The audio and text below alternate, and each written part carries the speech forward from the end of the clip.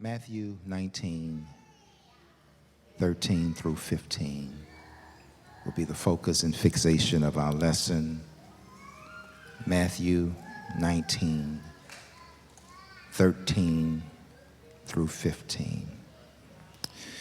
Our official version is the King James, and once you're there, whether by Bible or device, let us read together. Then were there brought unto him little children, that he should put his hands on them and pray. And the disciples rebuked them. But Jesus said, Suffer little children, and forbid them not to come unto me, for of such is the kingdom of heaven. And he laid his hands on them and departed thence. Turn to your neighbor, look him in the eyes, and say, Leave them alone. That's what I want to talk about. Leave them alone. One of the great transitions in Jesus' ministry, coming from a very hard, staunch test and trial by religious church leaders as they was addressing him on a hardcore matter of a domestic front about divorce, and how that they asked the question, was it legal, was it right, is it permissible to do such a thing? Jesus simply responds to those in church leadership that no, from the beginning God created the man and the woman, and his intent was for them to stay together throughout their vow. They responded by noting one of the great characters of the Bible in Moses, and said, why did Moses allow this?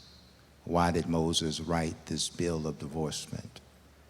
And Jesus' response to them was that because of the hardness of your heart, because you pushed him there, he put some legal system in place, but from the beginning, God never, ever wanted this to happen.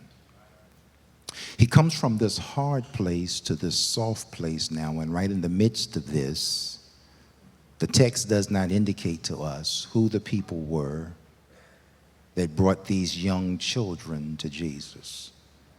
It was their desire to get these young children in the presence of Jesus so that Jesus could lay hands on them and pray for them. They wanted their children blessed. But notice in the text, if you will, it was not anybody in the multitude or anybody in the congregation that offered this resistance to such action. It came from the disciples, who were the future apostles and the top tier of leadership in the church. I tried to get into the head of these disciples as to why they would rebuke such innocence of allowing children to get close to Jesus, but I could not get into their head. Maybe they didn't think that was on Jesus' agenda. Maybe they thought it was a waste of time because the children were so innocent and so small that their level of comprehension as well as apprehension wouldn't make sense at this season in the infantile state of their life, because the text says they were not just children, but little children. And in the midst of the church and the movement of that day, maybe they thought this was more for matured adult people who were at a level that they could understand Jesus. But however, you got to understand that in our time and before our time, human nature has not changed. That when it came to the innocence of these young children, those that at the top tier of leadership were the ones that was the greatest resistors of letting these children get to Jesus. And I believe that is a grave mistake that we wait till our young people, our children, get to a certain age before we start introducing them to Jesus. We are hardcore on introducing them to everything else early on. But we have the tendency to believe that we don't have to get our children in the presence of Jesus until they become a certain age. And I believe that's why we have a backlash to this day, that you can't wait till they're 12 and 13 and 14 to decide to bring them to church and get them under the covering of God's will. But I believe you got to start from the womb. I did my own calculations, and I really believe that it is much cheaper to build a boy and a girl than it is to repair a man or a woman. I really believe that when you start off early and instill into them the necessity and the grave importance of them having a relationship with Jesus along with their education, along with their extracurriculum, along with their social skills, they're going to need Jesus at every phase and stage of their life. We rush to get them to other places. We will spend big money to get them through other things. We will put them in modeling school, get them in sports events. We will make sure they get vacation. We'll make sure this, that, or the other. But when it comes time to get them in the presence of Jesus, not only are we like these disciples, but we as parents and guardians do not find the necessity to get our young people early on in the presence of Jesus so that when they become of age, that they can be independent of our presence, they still have a consciousness of God. So when they go off to school, it's embedded in them to pray. When they go off to school, they know what they've been reared to believe. So when they run into other people and other persuasions, they have an anchor and a foundation for which to stand upon. We conclude at the surface level, but I brought them to church. Bringing them to church don't mean you brought them to Jesus. Bringing them to the building does not mean you introduce them to a relationship with Jesus. Do I have a witness in here? All I know in this text is that these disciples were missing it. But Jesus himself rebuked that, did not accept that, did not allow that. And he said, suffer the little children to come unto me, for such is the kingdom of heaven. That's an important statement, because what Jesus was really saying in an absolute, that the kingdom is childlike. What Jesus was saying, that the very thing that resembles what I want the kingdom to look like is in the innocence of these children. That's what Jesus was really saying. He was really saying that the kingdom is not for grown-up people. Because what's the missing element in the kingdom today is the simplicity of the child, the humility of the child, and the curiosity of the child. And these three are cutting edges that will make the church look like the kingdom here on earth. In every child, there's a sense of simplicity. They are easy. They are innocent. They are teachable. They can be conformed to an image because they are vulnerable enough to be taught. Grown people resist.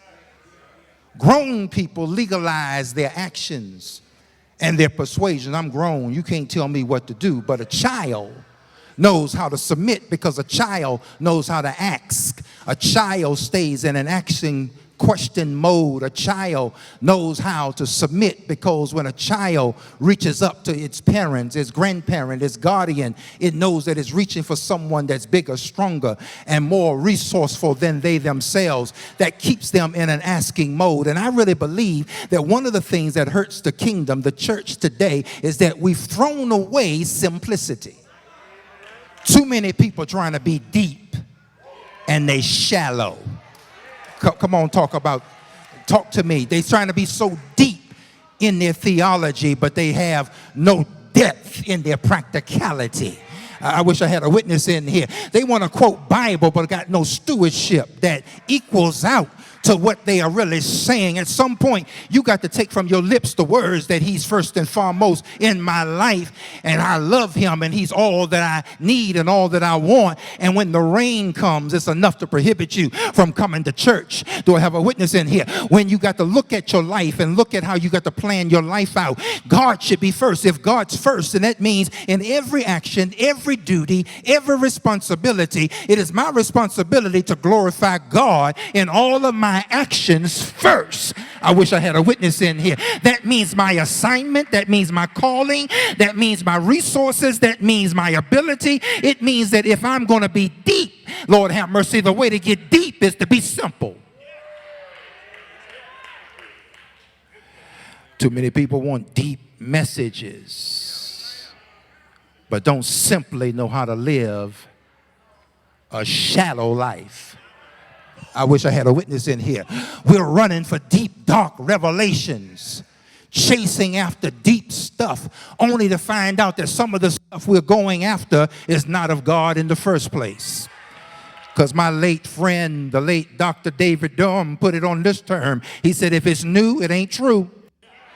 And if it's old, it's already been told. I wish I had a witness in here. There's nothing new under the sun. So you got people chasing after something because everybody want to break off and get something new. But I'm going to tell you, what's going to give you solace and strength is your simplicity. Sideswipe somebody right there and say, keep it simple. That's all you got to do is keep it simple.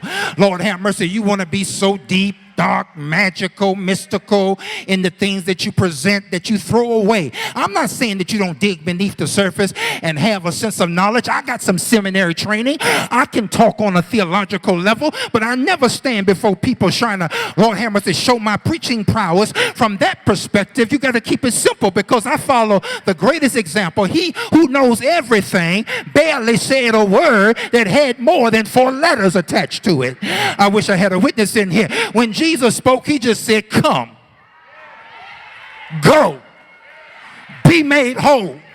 Come on, look at somebody and say, we got to get back to the point of simplifying some things. We got to, Lord have mercy, make it simple. Why do we complicate life when it's so simple? I wish I had a witness in here.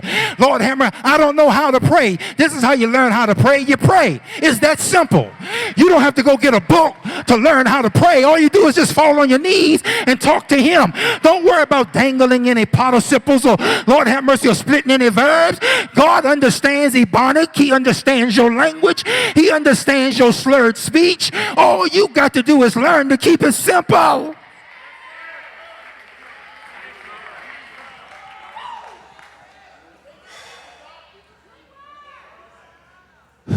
You know, I like what he or she said, but they just so plain. Give me something deep. Why? To massage your ego? If you want something deep, go dig for it. Nobody prohibits your depth. But when you come into a public platform, Jesus said, feed my sheep, not my giraffes. He said, put it down here, not up here. And you can tell where people are egotistical because they're always trying to show what they know. But accomplished people who understands humility knows how to keep things simple and plain. Have you ever noticed that people that got greatness on them don't have to advertise? Only the people that trying to get somewhere and trying to prove something, they got to advertise. They got to always put on their advertisement. I wish I had a witness in here. If you're winning, just go on and win and don't say anything. People will see the winning in you. Do I have a witness in here? Lord have mercy. You ain't got to go around trying to prove anything to anybody. You ain't got to prove yourself to people. Just go on and do what God tell you to do and watch God fight your battle. They may not ever applaud you. They may not ever pat you on the back. They may not ever tweet you. They may not ever give give you a like. They may not ever send you a heart. Lord have mercy, but they're sneakily, silently watching your success. I wish I had a witness in here. And they're modeling what you're doing, but don't want to give you the credit for it. God help me up in here. You got some secret disciples that like how you're handling life, whether you're on the mountain or whether you're in the valley. They like how you're dealing with your struggle, but they will not come and give you a hug or an applaud or say, I like your example, but that's all right.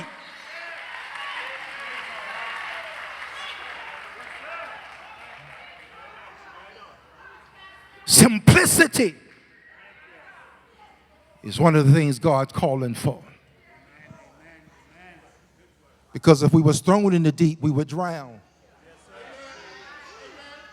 And I know this is true because some of us are drowning in shallow waters. When you've been in the church for a length of time and don't know what it is to come to Bible class, you're drowning in shallow waters. When you've been around 20 and 30 years and still wrestle with a dime, you in shallow waters, drowning. Because that's a faith problem. Not a financial problem, that's a faith problem. And it's amazing to me, and I know y'all gonna get upset with this, it's amazing to me that you never can pay a tithe, but you can always change your hair, you can always change your clothes, and always change your suit, you can always change your tie, and always can change your shoes, and can always be going somewhere and coming from somewhere, but you never got no money. I wish I had a witness in here. No, this ain't the fact that you don't have money. God is not the priority for which you say he is. It's that simple.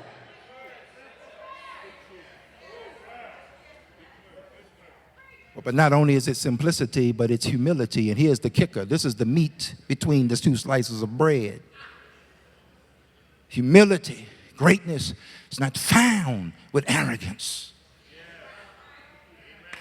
It's found with the ability to not put self-importance on yourself. It's not low self-esteem. It's not you overvaluing yourself. You don't walk around as if you don't matter. You just don't think you're the only big fish in the bowl. You don't walk around as if you don't count. You got to understand that other people got other experiences and other gifts and other values that might outweigh yours. You ain't the only one that can do it. Other people here can do it and been doing it. Do I have a witness in here? We got people in this congregation that do great things quietly, never say anything, don't want a face or a name attached to it, because humility calls for that. Keeps you sober. How am I doing it here? Based on some of your response, Lord, I can't tell. Lord have mercy, you got to understand, beloved, that humility is key. Humility will keep you asking.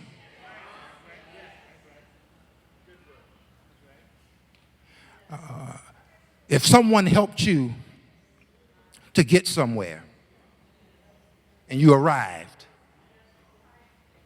and now you don't feel as though you got to go back and incorporate them because they helped you, that's arrogance. Well, you know, the Lord then elevated me, he then exalted me, why I got to come to you?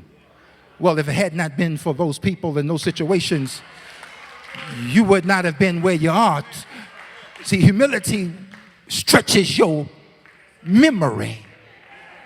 Humility places the rewind button that you got to remember, even though now you're grown up enough to go do some things and stand on your own. And that's the mistake we make, that we as children know how to act and know that we have need. We get grown and now we go on and do our own thing. Do I have a witness in here? Didn't have the audacity to get upset when it comes back to us full-fledged. I wish I had a witness in here. Why somebody ain't supporting you? The question is, why haven't you supported somebody? The question is, how come no one will support me, or no one will submit to this or submit to that? The question is, are you submissive and are you supportive? Because there's a law of reciprocity. Do I have a witness in here? You can be a parent, but if you don't know how to stay a child as a parent, your children going to rise up and treat you just like you don't want them to. Because that's one of the missing elements in the church. There's a lack of humility. Humility calls for admission. Humility calls for surrender. Humility acknowledges that I'm not all what I thought I am. How dare we get an attitude with somebody and don't give an account to people? You owe humans, not just God. Luke 2:62 said Jesus grew in favor with God and man. He was accountable to both because he understands dual citizenship. Do I have a witness in here? I don't care how vertical your relationship is with God, if you don't have a horizontal one, the impact of your ministry will be challenged, because you got to know how to be people oriented. You can be great at what you offer, but if you don't know how to tie into people, well, I just want to do the Lord's will. Well, then if you're going to do the Lord's will, you better start liking people. Do I have a witness in here? Because people who know that you like them will expose their situation to you. People ain't going to come to somebody they know that don't like them. I wish I had a witness. I don't care how sharp your knife is. They ain't going to let you cut on them if they know you don't like them. Come on, y'all looking at me strange and funny. You got to understand, this is why some people that got less ability, less intelligence, less skill, got a bigger crowd, because it's not their ability, it's their likeness and their social ability and their humility that gives room for them.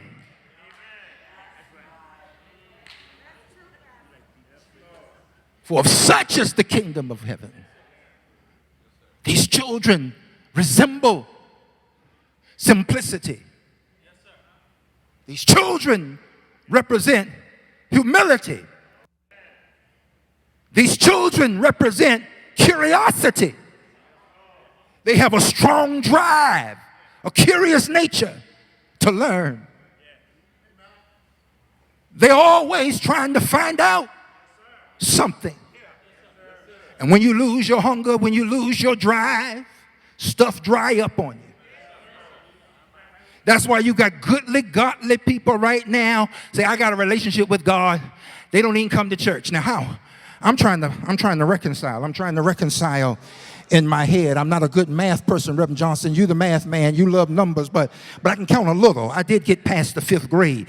Lord have mercy. You got to understand, Lord have mercy, that you got to reconcile some things. You got to balance some things out.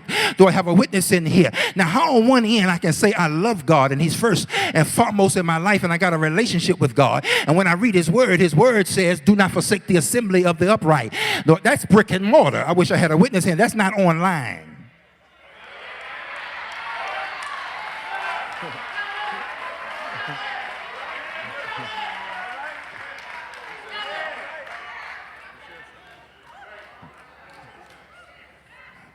Technology, and I'm going to say it, and I've been saying it for 25 years, is the mark of the beast.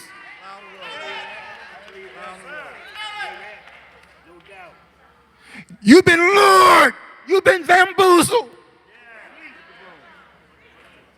That's why you don't have a landline in your house. That's why you don't walk around with no cash. Everything is through a swipe. And you're going to get swooped by the swipe.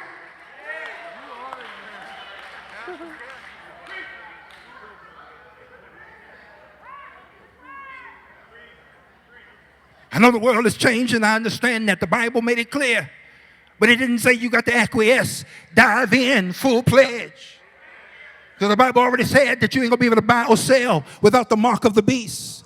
It's in your right hand and in your forehead. That's technology. Because every time you sit at a table in a restaurant, nobody talking to each other. Their heads are down and everybody's into their own thing. I wish I had a witness in here.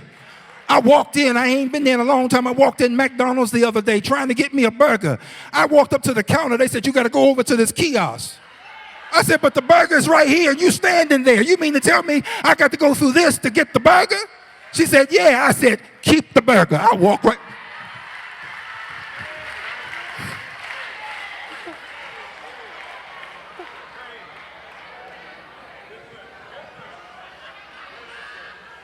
And you wonder why we're so grumpy, so mean.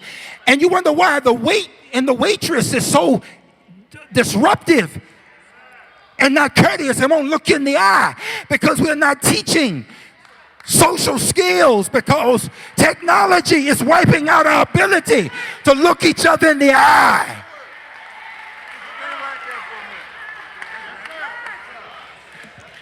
So you send me a message, I don't get it, you get caught up in the cloud.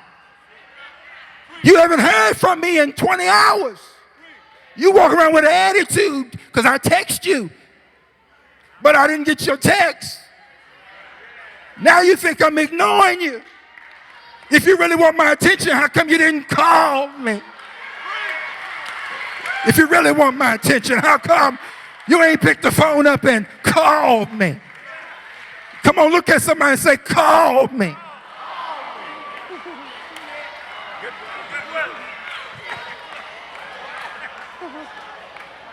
You really want my attention? Call me. Tap me on the shoulder. Come by my house. Do something. But don't just send something up in the air and assume I got it.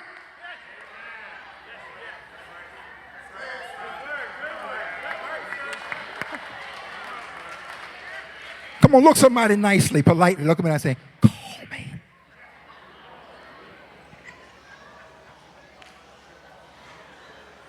We've lost our curiosity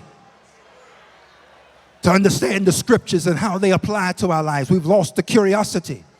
Our drive, we're seeking to understand other things, but when it comes to the Holy Writ, we don't have any curiosity and drive. Do I have a witness in here?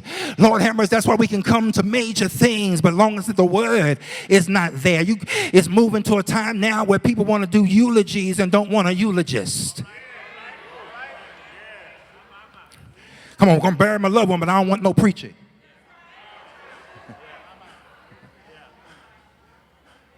Come on, let's have church, but I don't want no word. You want ministry, but don't want no word.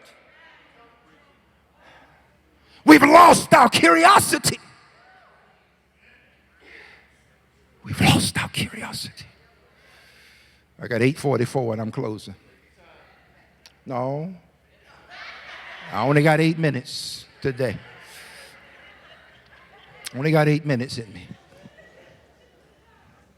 Simplicity resembles these children. Humility resembles these children. Curiosity resembles these children. Because one day these children are going to grow up and become adults. And that's why some of us act like we act in our adulthood, because we wasn't under this thing as children. Y'all better talk back to me. You assume you was under because you were brought to church, but the word was not instilled in you. I went to church 4 days a week. Yeah, you went to church, but they let you sleep on the pew. You went to church, but they let you go out on the swing in the parking lot. You went to church, but they put you in a room over there to be babysitted. That's why when children are here in the church and a baby cry, mama, daddy, don't you pick that baby up and run out thinking there's a nuisance. Don't think they're a noise problem. They're not. Because as long as you hear the cry of a baby in a congregation, that church will remain alive. It's the moment when you get old people in here can't wave their hand, can't say amen. I wish I had a witness here. That's a sign that the church is dying. As long as you got young people in here, leave them alone. Come on. High five somebody right there and say, leave them alone.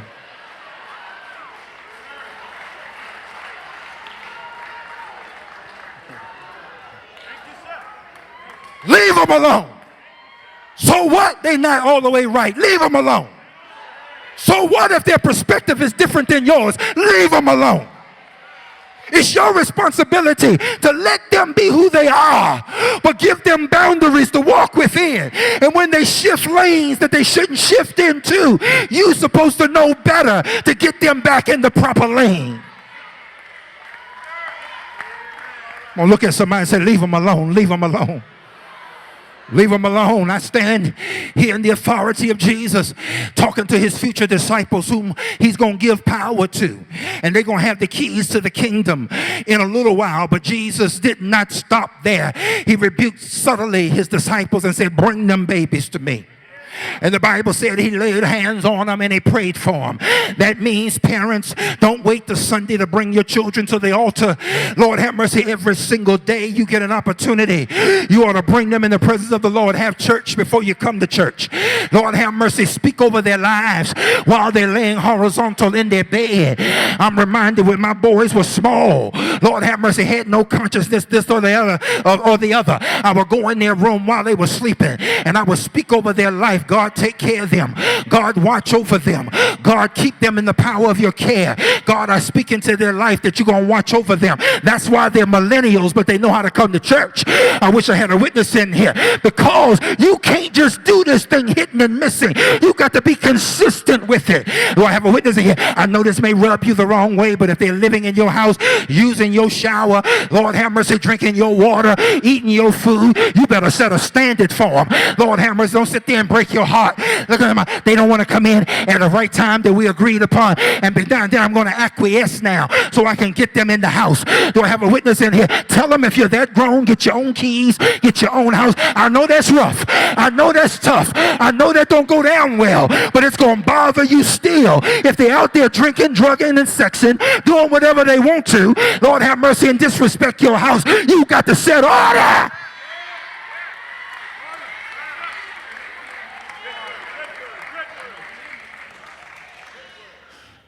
I'm viewed as a decent pastor as long as I am complimentary. It's only when I get contentious. I'm good when I say, yeah, do it. You can't handle the no. You want to preach, but you don't want to pay tithe. Then you whisper sideline, Pastor, he's favoritism. He's giving more opportunity. No, I ain't favoritism. I'm looking at the books. And I'm saying, how do I balance the books and justify giving somebody an honorarium more than what they put in all year? I know that. That's not appropriate. Neither is your behavior.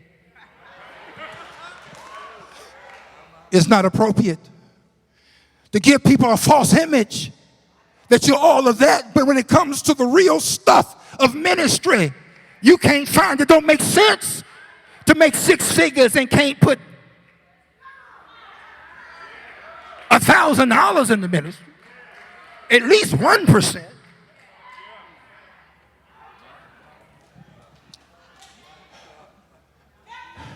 Children know how to be governed. Now they may pout. They may act misbehave, but they know how to come under authority. I'm closing when I tell you, children are like this. They're not so grown up. Deacon Walls, they're not so grown up that they can be in a scuffle with their playmate. Who gets on the sliding board first? You got to go there and break them up. 5 minutes later, they back playing again. It's we grown up. They get rubbed the wrong way and hold it for years. You still putting your hand on talking about, oh God, glory to God, but you got it all in your heart. I come to tell you that praise ain't going no higher than the A-frame of this roof. I wish I had a witness up in here. Lord have mercy, because children know how to forgive. They know how to forget. They know how to move on. It's we grown folk who's supposed to be so matured in the kingdom is the one that's walking around acting like a child. Lord have mercy, look at somebody and say, he's closing now. But tell them you got to grow up. And sometimes in order for you to grow up, you got to act like a child. I wish I had a witness in here, because children knows how to let some things go. So the Bible says Jesus summoned for them. He laid hands on them and prayed for them. Thank God that Jesus set the example in the midst of all the church leadership. This is what I want. And you got ministries across the length and breadth of this land that will not give young people opportunity. And some say, Pastor, you ought to give young people opportunity. How can I? I've already set the stage. I can't be the youth pastor and the pastor. I can't be the youth advisor and the pastor. But when I set a budget for 6 figures, that's a sign that I'm supporting them. That's a sign. It just means you parents got to get your children here. That's what it means. It means you don't give them that option. Are you going to church today? No, I think I'm going to stay home. No. That's like asking, are you going to breathe today? Are you going to eat today? Are you going to bathe today? There are just some things necessary. There's just some things necessary. And when your outcome is not what you're looking for, look at your teaching, look at your example. Because nobody got more power or authority over your situation than you. Come on, stand to your feet with me.